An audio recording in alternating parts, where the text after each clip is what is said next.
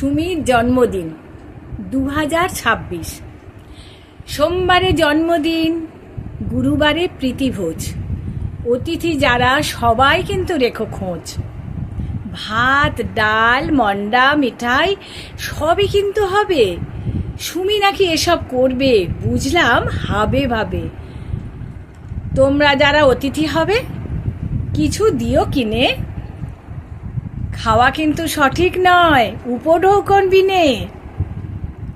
আমি শুধু দূর থেকে আশীর্বাদটাই করি, উপঢৌকন না দিলেও এইটুকু তো পারি।